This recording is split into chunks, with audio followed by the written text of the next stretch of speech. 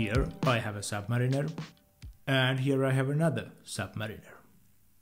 The left one is the newest Submariner, the reference number 126610LN, also known as 12 series. The right one represents an older Submariner collection. The reference number of this watch is 116613LB. It's also known as 11 series. The last number of the reference number indicates the material of the watch. 0 stands for stainless steel, and number 3 stands for Rolex, which is Rolex's own term for stainless steel and yellow gold. Letters at the end of the reference number indicates the color of the bezel. LN stands for Lunette Noir, which means the watch has a black bezel. Likewise, LB stands for Lunette Blue, which means the watch has a blue bezel. The LB is also known as a bluesy. In this video I will compare these two Submariners. These watches are not exactly each other's counterparts, since the other one is a steel model and the other one is a two-tone model. Despite that fact, they can't be compared on a general level because the differences between LN and LB models are purely cosmetic. The 11 series Submariner was in production from 2010 until the 2020, when it was replaced by this 12 series model. The most striking change was the size increase of the case from 40mm to 41mm. The last time when case size of the Submariner was increased was when reference 5512 was introduced in 1959. At that time, the case size of the Submariner was increased from 38mm to 40mm. Since then, until 2020, the case size of the Rolex Submariner was 40mm.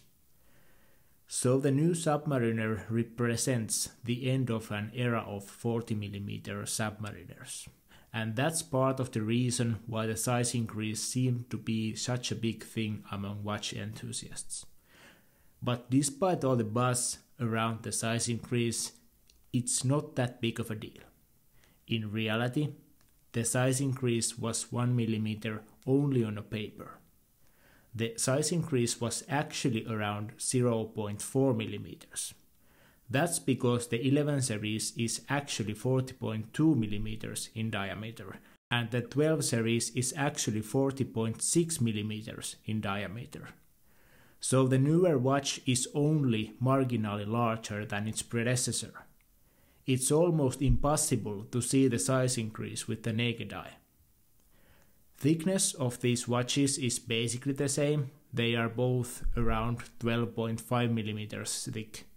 Also, the lug-to-lug width is approximately the same, around 48mm. Although the proportions of the case have only changed very little, the newer Submariner feels a bit chunkier than its predecessor.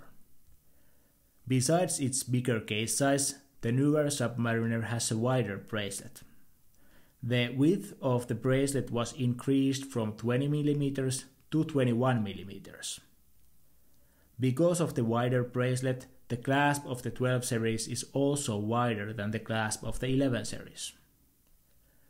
My personal opinion is that the wider bracelet and a bigger clasp are the biggest factors why newer Submariner feels a bit chunkier. From this angle, the 12 series also looks a beefier watch. From the same angle, the 11 series looks more refined in some ways. Because of the narrower bracelet, the 11 series has a bit smaller wrist presence. Although a wider bracelet makes the new Submariner feel chunkier, it also makes the watch feel more balanced on your wrist. The most praised and the most visible change is the reshaped case of the newer Submariner. Case of the 11 series is known as a super case, and it's disliked by many since its wide look profile and bulky crown guards give squarish proportions for the case. The 12 series represents a return to form with its slimmer lugs and smaller crown guards, which are making the watch look more like its classic looking ancestors. There are also a few minor changes on the dial. The font has changed a little, although it's not easy to spot it here because the font color is different between these two watches. Actually, the 12 series LB model has a white font color instead of gold. Another change on the dial is the text below the 6 o'clock marker. The Rolex crown has appeared between the words Swiss and made. Also, the Swiss made text is now at the bottom of the dial. The text used to be above these half-minute markers, but Rolex changed that and now the text is below them. There are some upgrades also under the bonnet. The 11 series houses the good old workhorse, the Rolex caliber 3135 movement, which has been beating inside Submariners since the late 80s. Now over 30 years later, 12 series Submariner houses the Rolex caliber 3235 movement. The caliber 3235 has a power reserve of 70 hours, which is actually pretty good compared to its predecessor, which has a power reserve of 48 hours. The caliber 3235 also has a Paraflex anti-shock system, which increases the shock resistance.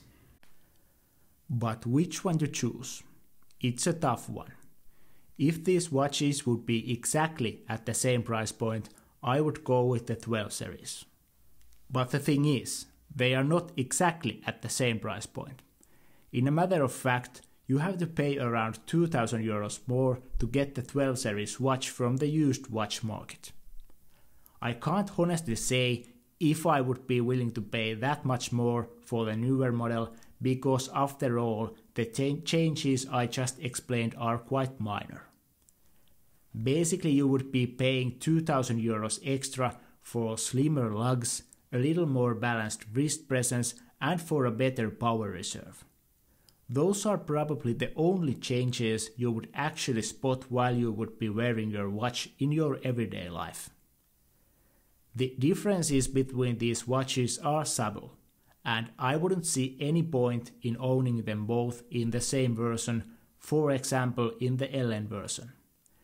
Nevertheless, they are both superb watches and you just can't go wrong with either of them. Thank you for watching.